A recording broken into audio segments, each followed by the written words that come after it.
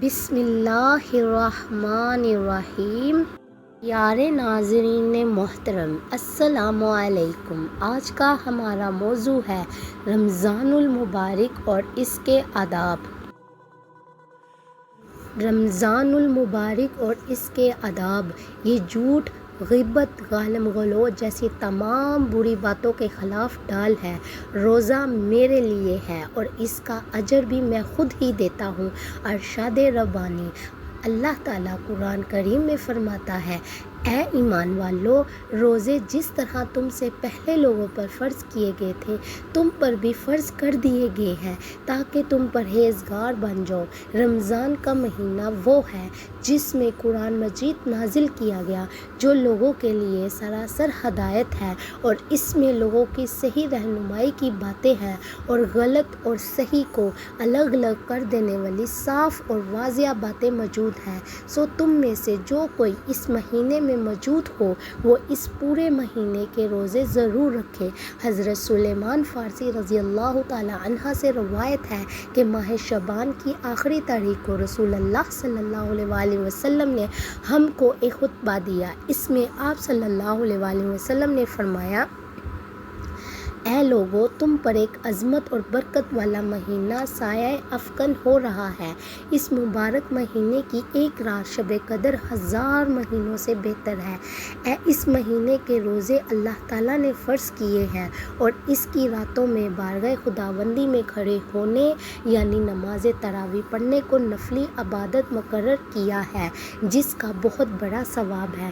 جو شخص اس مہینے میں اللہ کی رضا اور اس کا قرب حاصل کرنے کے لیے کوئی غیر فرض عبادت اللہ کی رضا اور ثواب حاصل کرنے کے لیے افطار کرائے تو اس کے لیے گناہوں کی مغفرت اور آتش دوزخ سے آزادی کا ذریعہ ہوگا اور اس کو روزے دار کے برابر ثواب دیا جائے گا، بغیر اس کے کہ روزے دار کے ثواب میں کمی کی جائے۔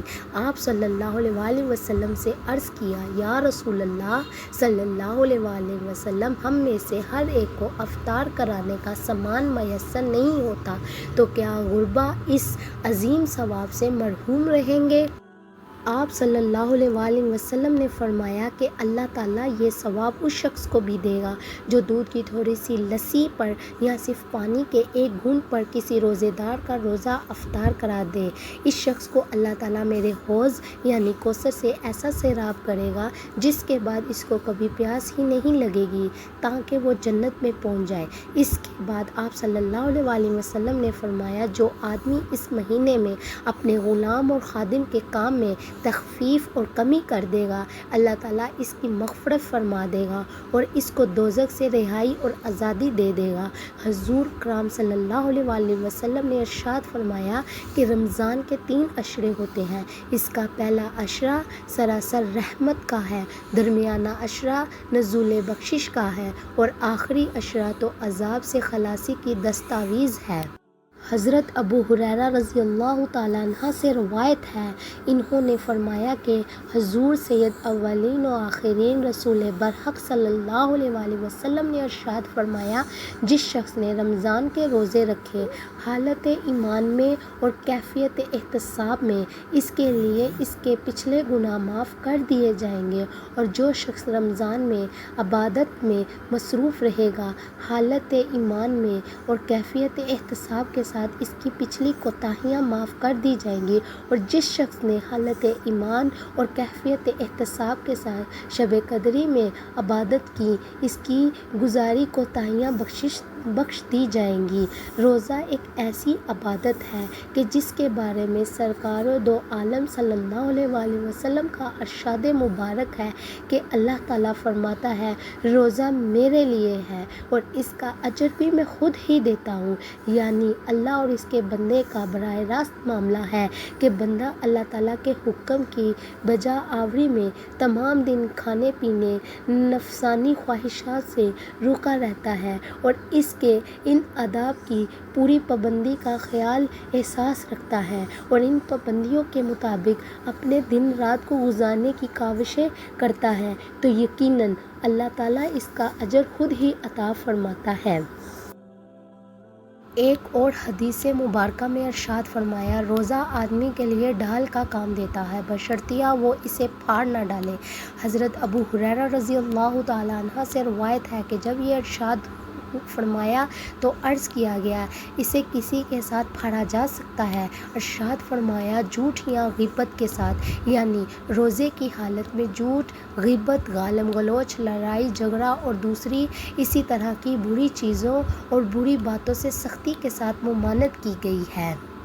حدیث مبارکہ میں ہے کہ جس کسی نے روزے کی حالت میں بری بات کہنا اور اس پر عمل کرنا نہ چھوڑا تو اللہ تعالیٰ کو اس کے بھوکا پیاسا رہنے کی کوئی ضرورت نہیں ہے۔